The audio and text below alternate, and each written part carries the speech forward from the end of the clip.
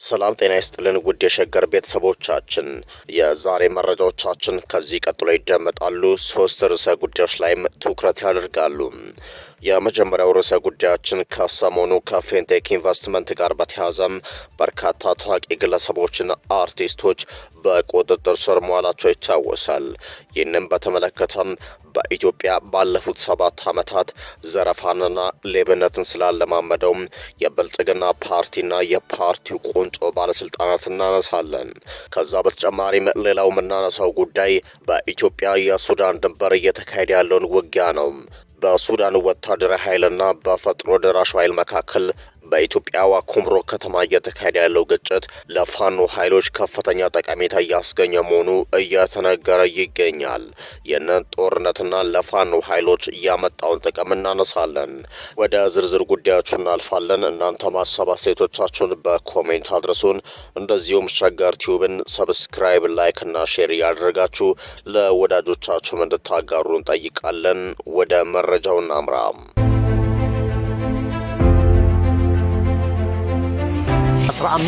15830 ብር በየወሩ በመክፈል በ5 ዓመት ይጨርሳሉ ማለት ነው። እንኳን ለዚህ ቀን አደረሳችሁ።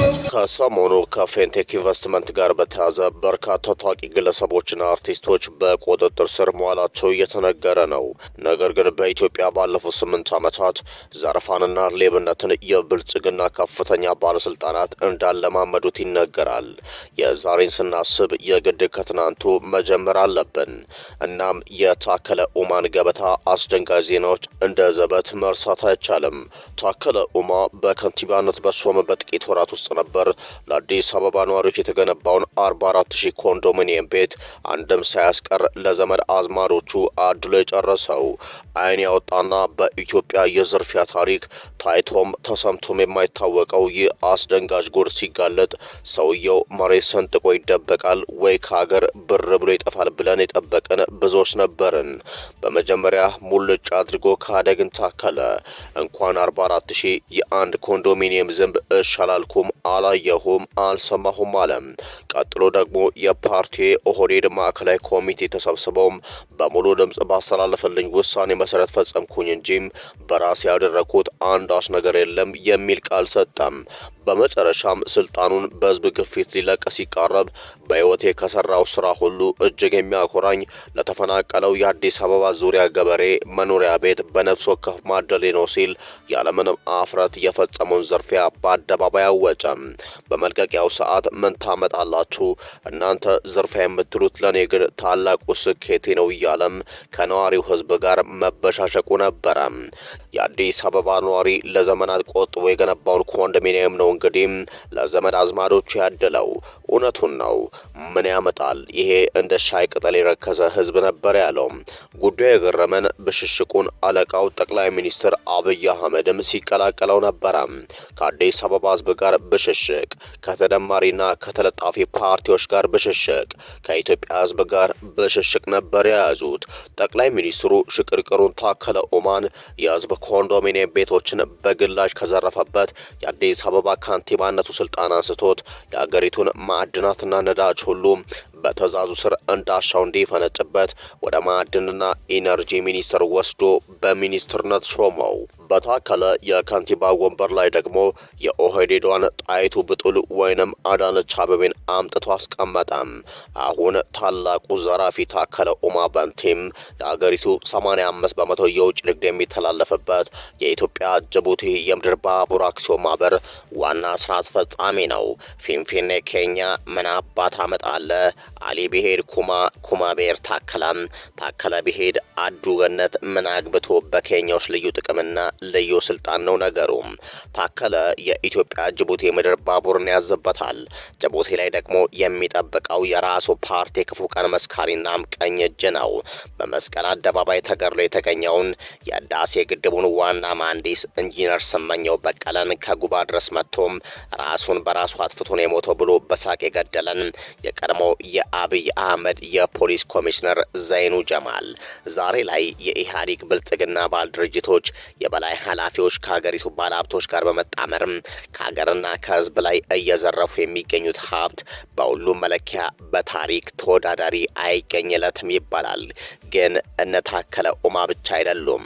በእያንዳንዳቸው የኢህአዴግ ብልጽግና የልማት ድርጅቶችና ተቀጽሎቻቸው ስም ከሀገር ላይ የሚዘረፈው በአየር ላይ የሚረጨው በየሰበብ አስባቡ የሚባክነው የገንዘብ መጠን ቢሰላም ለመጥራት እንኳን እንደሚዘገንን መገመት አያዳግትም፣ ይዘገንናል። በአጠቃላይ እንደ ህዝብ እንደ ሀገር የአሁኑ ሰዓት መንግስታዊ ዘርፊያ በኢትዮጵያችን ኢኮኖሚው መሸከም ከሚችለው በላይ በትሪሊዮኖች ደረጃ ያሻቀበበት ሰዓት ነው። ብልጽግና መጀመሪያ ወደ ስልጣን እንደወጥ ያደረገው ነገር የጸረ ሙስና ኮሚሽንን በሙስና የተጠረጠሩ የመንግስት ሰዎች የመክሰስ ስልጣኑን መክፈፍና በፍትህ ሚኒስቴር ስር ወደ ድሮ ቦታው መመለስ ነበረ። ለገዢው ታዛዥ የሆኑትን ባልና ሚስቱን የፍትህ ሚኒስትሮች በማፈራረቅ ብቻ የሙስና ክሶችን ሙሉ በሙሉ ማድረግ እንደሚቻል ገብቷቸው አስበው ያደረጉት ጸያፍ ዘርፊያ ማደላደል ተግባር ነው። አሁን የሚያሰጋቸው የጸረ ሙስና ተቋም የለም፣ ጠያቂም ተጠያቂም የለም። አሁን ከትንሹ እስከ መጨረሻው ከፍተኛ የስልጣን እርከን ድረስ ሁሉም በየፊናው በግልጽና አስከፊ መንግስታዊ ዘረፋና ነቀዛዊ የአገር ሀብት ውድመት ላይ የተሰማራበት እጅግ አሳፋሪና አሳዛኝ የሙስናና የንቅዘት የቁልቁለት ዘመን ላይ ነን። ባጭሩ ሁሉም ተደምሮም ራሱን እያበለጸገ ያለበት ሁኔታ ነው ያለው። በዚህም ሀገራዊ የግልና የቡድን ዘርፊያና የተደማሪዎች ብልጽግና ዘመን ላይ ሆነን ነው እንግዲህ ስለ ጥቂት የታወቁ ተዋንያንና እዩን የሚሉ ሚጢጢ ነጋዴዎች ከ100ና ከ200 ሰዎች ላይ ገንዘብ ስለማጭበርበር ወሬ ትልቅ የሀገር ጉድ የተፈጠረ አስመሰለን ከብልጽ ቱባ ዘራፊዎች ጋር አብረን የምናሟሙቀው። ይህቺ አሁን እየተቀባበልን የምናዳንቃት ሰዎች በግል በተዋሉት ውል አቀረቡት በተባለ ስሞታ መነሻነት እየተጣራች ያለችው የገንዘብ ማጭበርበር ተብዬ ማለት በ100 ሚሊዮን እጥፍ ጊዜ ብናባዛት ራሱም በአሁኑ ሰዓት የኢህአዴግ ብልጽግና ተደማሪ በልጻጊዎች ጌቶች ከሸሪክ ባለሀብቶቻቸው ጋር ተጣምረው የዘረፉ ካሉት የሀገር ሀብት ጋር ሲነጻጸር በውቅያኖሱ ላይ እንደ አንዲት ኢምን ጠብታ የሚቆጠር ነው። እዚህ ግባ የማይባል ቀልድ ነው። ደግሞ ቀልዱ ይበልጥ የሚያስቀው ኢሚንቶቹን አጭበርባሪዎች የሚመረምሩትና የሚያጣሩት ለፍርድ የሚያቀርቡትም በመጨረሻ ፈራጆቹም ምሕረት ሰጪዎቹም እነዚሁ የዘርፊያ ገድላቸውን ያወሳንላቸው ሀገርን ያለ ይሉኝታ በጠራራ ፀሐይ እያለቡ ያሉት ትልልቆቹ ዘራፊዎች ራሳቸው መሆናቸው ነው። የኛ ነገር ትልቁ ድሃ ትንሹን ድሃ አይወደውም እንደሚባለው ነው። ትልቁ ሌባም ትንንሾቹን ማየት አይፈልግም ማለት ብቻ ይመስለኛል ማለት የምንችለው። ቦሌ መድኃኔዓለም አንዱ 100 ሺህ ብቻ ስጠኝ እያለ ሲጸልይ የሰማው አንዱ ሀብታም እንካ 100 ሺውን ከፊት ይጥፋም የጸሎት ኔትወርኬን አታጨናንቅብኝ ብሎ ጸሎተኛውን ካሰናበተው በኋላ በሰላም የሚሊዮኖች ብሮች ጸሎቱን ካቋረጠበት እንደቀጠለው ማለት ነው። ትልቁ ትንሹን አይወደውም። የሆነውም እየሆነ ያለውም ይኸው ነው። ህዝባችንም ማቀቀ ደቀቀ ታለበ። እስኪ በቃው በቃችሁ ይበለን። ቸር ያሰማን ያሰንብተን። የምዕራብ ኢትዮጵያ ሱዳን ኩርሙክ ቀጠና ጦርነት ለፋኖ መልካም ዕድል ይዞ እንደመጣ እየተነገረ ነው። የአማራ ፋኖ የፖለቲካ ትጥቅ ትግል በዋናነት የአማራን ህዝብ ተማምኖ የተጀመረና ራሱን ችሎ የቆመ እንደሆነም ይታወቃል። ይህ እንደተጠበቀ ሆኖ አማራው ከሌላው የኢትዮጵያና የቀጠናው አካባቢ ተነጥሎም በደሴት ላይ የሚኖር አይደለም። በመሆኑም በኢትዮጵያም ሆነ በቀጠና የሚደረጉ እንቅስቃሴዎች በአዎንታዊ ሆነም ባሉታዊ መልኩም በፋኖ ትግል ላይ የየራሳቸው አስተዋጽኦ ይኖራቸዋል። በቅርቡ ሊፈጠሩ ከሚችሉት አበይት እውነቶች መካከል በትግራይ ኃይሎችና በብልጽግና መካከል የሚደረገው ጦርነት ሲሆን የአውሮፓና አሜሪካ ዲፕሎማቶች ይህንን ጦርነት ለማስቀረት ሙከራ እያደረጉ ቢሆንም የመሳካት እድሉ ጠባብ ይመስላል። በሌላ በኩል ከሰሜኑ ጦርነት ቀድሞም የምዕራብ ኢትዮጵያ ሱዳን ድንበር የጦር ቀጠና ሆኗል። አማራ ከሱዳን ጋር በብሉ ናይልና ገዳሪፍ በተባሉ ግዛቶች ከመተከል እስከ መተማ ድረስ ይዋሰናል። አሁን ጦርነት የተጀመረው በብሉ ናይል ግዛት በምትገኘው ኩሩሙክ በምትባል የሱዳንና የኢትዮጵያ ድንበር ከተማ ነው። ኩሩሙክ ሁለት ከተማ ስትሆን አንደኛው የኢትዮጵያ ኩሩሙክ፣ ሌላኛው የሱዳን ኩሩሙክ ይባላል። ያሳለፍነው ሰኞ ከኢትዮጵያ ኩሩሙክ የተነሱ የሱዳን ፈጥኖ ደራሽ ኃይሎች በደቡብ ኮርዶፋንና ብሉ ናይል ግዛት ከሚንቀሳቀሰው የኤስፒኤልኤም አማጺዎች ጋር በመተባበር በሱዳን ኩሩሙክ የድንበር ከተማ ላይ ለ3 ቀን የዘለቀ ጦርነት በማድረግ ከተማዋን ተቆጣጥረዋል። በዚህ የማጥቃት እርምጃ ከኢትዮጵያ ሶሳ አካባቢ ባለው ወታደራዊ ማሰልጠኛ ካምፕ የሰለጠኑ የአርኤስኤፍ ኃይሎች እንዲሁም የኢትዮጵያ መከላከያ ወታደሮች ከተወሰኑ ከደቡብ ሱዳን ከመጡ ሌሎች አማጺያን ጋር በመሆን በብሉ ናይል ግዛት ላይ ወረራ መፈጸማቸውን የግዛቱ ዋና አስተዳዳሪ ለአረብ ሚዲያዎች አሳውቋል። በኢትዮጵያ መንግስት በኩል የተሰጠ ምላሽ የለም። ኩሩሙክን የተቆጣጠሩት ኃይሎች ቀጣይ ኢላማቸው የብሉ ናይል ግዛት ዋና ከተማ ደማዜን መቆጣጠር ሊሆን ይችላል። ደማዜን ከኩሩሙክ 130 ኪሎ ሜትር ርቀት አካባቢ ይገኛል። በአልቡርሃን የሚመራው የሱዳን ጦር ኃይል በበኩሉም ቤንሻንጉል ጉሙዝ ውስጥ ባሉ የፈጥኖ ደራሽ ይዞታዎች ላይ የአየር ጥቃት ማድረሱ ተሰምቷል። የእግረኛ ሰራዊቱን በመልሶ ማጥቃት ወደ ኢትዮጵያ ድንበር ዘልቆ የሚገባበት እድል አለ። ጦርነቱ ከተባባሰም ከኩሩሙክና ደማዚ በተጨማሪም እስከ መተማና ሁመራ ያለው የኢትዮጵያ ሱዳን ሰፊ ድንበር የጦር ቀጠና ሊሆን ይችላል። የሱዳን የእርስ በርስ ጦርነት ወደ ምዕራብ ኢትዮጵያ ሱዳን ድንበር ማምጣት ለፋኖ ምን ፋይዳ ይኖረዋል? መልካም እድሎች እንዳሉት ይነገራል። አንደኛ፣ ከሱዳን የመንግስት ኃይሎች የሚገኝ የመሳሪያ ድጋፍ።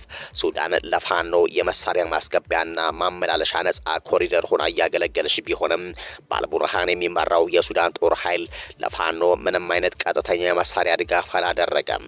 በሱዳን ሸረሪና የሚገኘው የትግራዩ አርሚ 70 ከሱዳን መንግስት ቀጥተኛ ድጋፍ እያገኘ ቢሆንም በፋኖ በኩል ግን እስካሁን ድረስ እንደዚህ አይነት ግንኙነት አልነበረም።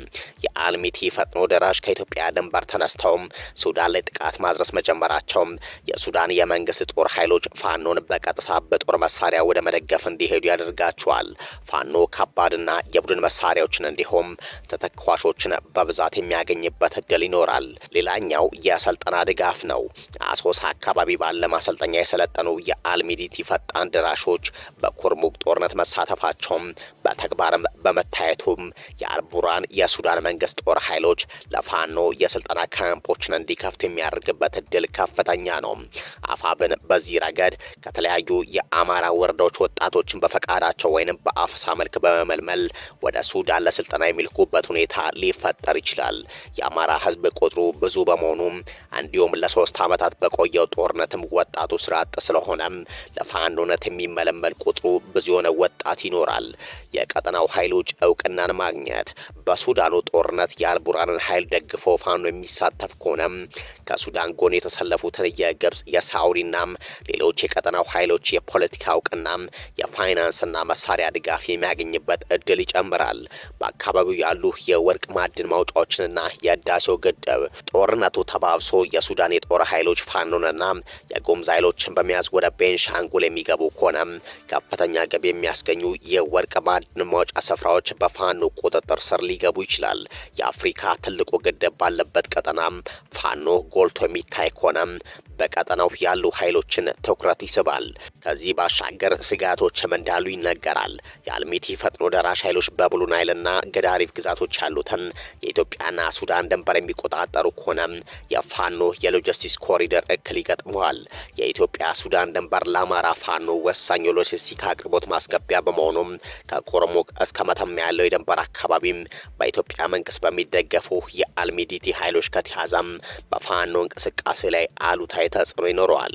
የኢትዮጵያ መንግስት የፋኖን ከሱዳን ጦር ኃይል ጋር መተባበር እንደ ዋና ስጋት በመቁጠር ከአሁኑ በበለጠ ሙሉ ትኩረቱንና አቅሙን ፋኖ ላይ ሊያደርግ ይችላል።